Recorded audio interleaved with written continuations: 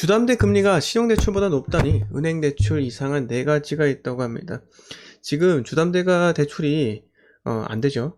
네, 안 됩니다. 안 되고 내년 1월부터는 좀 될 것 같은데 지금 현재는 신규 입주하는 그렇게 잔금 대출 같은 경우는 되지만은 내가 주택담보대출 받아서 실거주를 하기 위한 그런 목적의 대출은 지금 차단되어 있습니다. 그리고 대출 금리도 높은데요. 최근에 제 지인이 받았는데 3.7%인가 그렇습니다. 지금 은행에서는요, 사상 최대의 영업이익이 아닌가 이렇게 생각이 들기도 할 정도로 정부에서 뭔가 은행권에게 금융권에게 뭔가 빚을 진 듯 마냥 금융권들에게 이 이익을 엄청나게 주기 위해서 안간힘을 쓰고 있어요. 이게 좀 잘못된 거 아닌가 이렇게 생각이 듭니다. 네, 금리가 떨어질 때는 그렇게 지지부진하게 떨어지더만 지금은 또 금리가 올라가니까 엄청나게 고작 0.25% 올라갔는데도 불구하고 어마어마한 속도로 올라간다는 거죠. 자, 이상한 점 한번 볼까요? 자, 주택담보대출 금리가 신용대출 금리보다 높다고 합니다. 자, 통상 주담대는 담보가 있어 금리가 낮은데 신용대출보다 금리가 높아지는 기현상이 발생한 것이라고 합니다. 대출 총량을 줄여야 하는 은행들이 규모가 큰 주담대를 줄이려 이자를 상대적으로 빠르게 올린 결과라고 하는데 SC제일은행이 29일부터 주담대 취급을 한시적으로 중단하기로 했다고 합니다. 아니 말이 안 되는데요. 아니 담보 가치가 높은 게 당연히 아파트가 주택이 개인의 신용보다 당연히 담보 가치가 높죠. 근데 무슨 주담대가 신용대출보다 금리가 높다니 이거부터 말이 안 된다는 겁니다. 자, 그리고 고신용자 금리가 더 높다고 합니다. 자, 은행들이 한동안 높은 고신용자 대출을 줄이기 위해서 각종 우대금리를 폐지하거나 가상금리를 높이면서 고신용자 대출 금리가 올라갔다고 하는데요. 이 말이 뭐냐? 신용등급이 대출을 상환하는 능력이 높은 사람들이 오히려 금리가 높다는 겁니다. 여러분, 대출은요, 갚을 능력이 되는 사람에게 더 많이 해주는 게 대출이에요. 근데 지금 시장이 거꾸로 돌아가고 있다. 너무 큰 문제다, 여러분들. 너무 큰 문제예요. 네, 지금 부동산 시장도 마찬가지고 금융시장까지 지금 다 왜곡되고 있는 거 아니겠습니까? 네, 자, 그리고 세 번째, 간편한 비대면 대출 문 좁아져 라고 합니다. 보시면은 주담대와 전세대출, 집단대출 한도를 일제히 축소하는 고강도 처방을 내놓기 훨씬 전에 비대면 대출부터 중단한 거라고 하는데요. 뭐 비대면 대출 혜택을 없애는 은행도 있다고 하고, 뭐 신한은행 같은 경우는 비대면 신용대출에 중도 상환 수수료를 부과하기로 했다고 하고, 이 명목은 공모주 청약 신청 등을 위한 단기 B2를 막기 위해서다 라고 하고, 우리은행도 지난 7월 일부 비대면 신용대출 상품에도 중도 상환 수수료를 신설했다고 합니다. 뭐 비대면 대출이 핀테크 아닙니까? 예, 그러니까 쉽게 은행이 가지 않고 이 대출을 실행을 시키는 게 바로 우리가 지금 현재 혁신적인 은행권의 개선인데요. 개선? 은행 직원의 입장에서는 개선 아니죠. 완전히 계약이죠. 하지만은 일반 국민들한테는요, 정말 혁명이죠. 예, 은행 가지도 않고 내가 핸드폰으로 대출 신청할 수 있고 얼마나 좋습니까?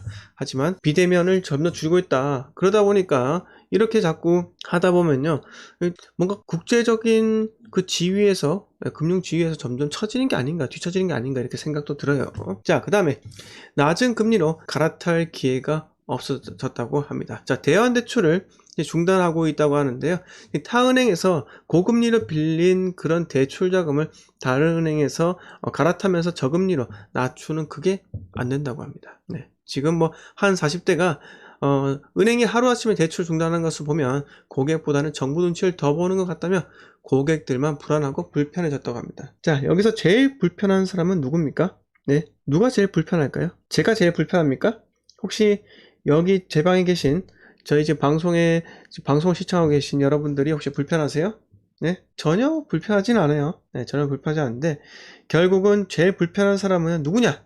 집이 없는 무주택자입니다. 이분들께서 지금 아니 사다리가 다 끊겼어요. 네, 사다리가 다 끊겼다고요. 네, 정부에서는요 그냥 과거에는요 그냥 지금 뭐 집을 여러 채를 소유한 다주택자를 처벌하기 위해서 그렇게 프레임을 뒤집어 씌우고 다주택자 모든 집값 급등의 그 주범이다 이렇게 이제 공개적으로 저격하면서 우리 레프트 쪽에 있는 좌쪽에 있는 그런 정치분들이 온갖 정책들을 입법을 하면서 대한민국 시장을 교란을 시켰습니다. 네. 근데 그러면서 임대사업자를 왜 없앴습니까? 예? 여러분, 현재 정권이 뭔가 적을 만들려고 노력해요. 적을 만들려고. 네? 왜냐하면 우파를 보고요. 극우라고 표현합니다. 극우요. 네, 극우.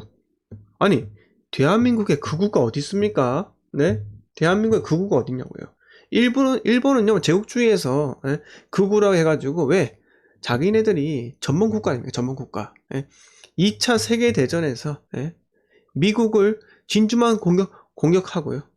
그 진주만에서 수많은 미군들 사상을 입히지 않았습니까? 그리고 수많은 식민지들, 한국도 마찬가지고요. 중국도 마찬가지고, 그래서 필리핀, 대만까지, 베트남도 그랬나요? 하여튼간에 일본의 식민지를 그렇게 했던 거예요. 자, 여기 우리 올빼미님 강태, 강태입니다. 이분은 이상한 분이 또 들어오셔가지고 방송을 또 제가 하여튼 올빼미 내보내고요. 올빼미는 밤에만 이렇게 자꾸 나오고 하는데 낮에도 좀 활동하세요. 해가 뜰 때 그때 활동하셔야지 되지. 아무튼 이어나가세요. 일본은 그래서 전범국가니까 자기네들 국가가 너무나 우위에 있다 그러면서 뭔가 우리로 말하는 국뽕이라고 하죠. 그런 건 너무 지나치게 마약처럼 맞은 사람들이 너무 많아요. 그래서 일본 유일주의 뭐 그런 것들 하지 않습니까?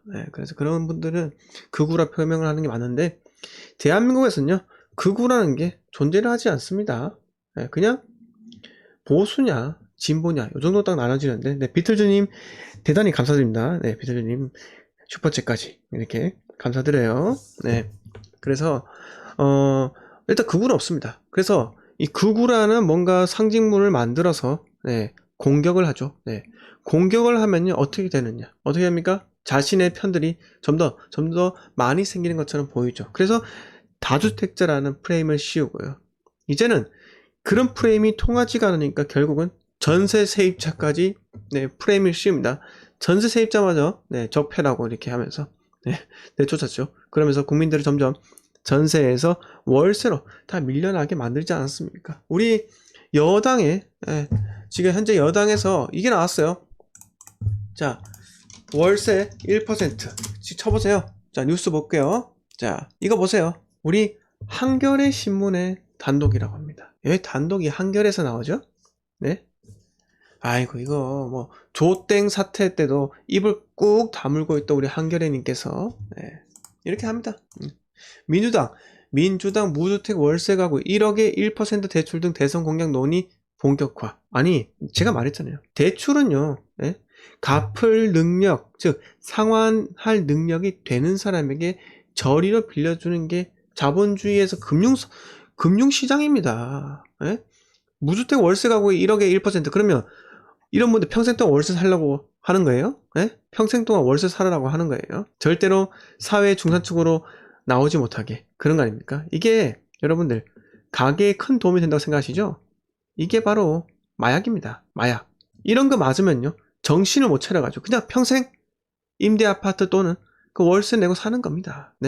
월세 내고 사는 거라고요. 이게 바로 지금 우리 민주당의 행태 아닙니까? 자 여러분 그렇게 해서 공격해도 다주택자들 공격해서 안 되니까는 누구를 공격한 줄 아십니까? 또 새로운 적을 만들었죠.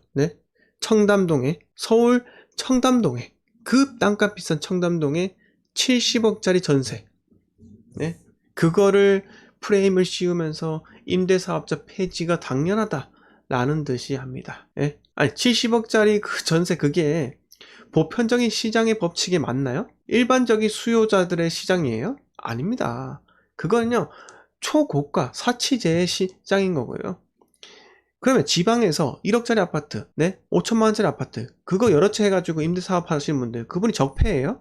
그런 분들이요 오히려 지방에서 전세가를 높이지 못하게 만드는 그렇게 긍정적인 작용을 하시는 분들입니다. 임대사업자 폐지요? 그거는요 고가 아파트에서 당연히 폐지를 해야겠죠. 강남에 세 채 들고 있는 사람 그런 사람들 적폐로 몰아세우고 그것 때문에 전체적인 시장에 긍정적인 작용을 하는 임대사업자 폐지했다? 저는 그건 맞지 않다고 봅니다. 네, 맞지 않다고 봐요. 임대사업자가요, 긍정적인 효과가 많아요. 그 사람들요, 10년 동안, 8년 동안, 4년 동안 집 못 팔아요. 하락이 와도 못 판다고요. 근데 그들이 하는 거요, 양도세 50% 그거는요, 그들이 그렇게 보유를 했으니까, 네, 당연히 받아야 되는 혜택이고요.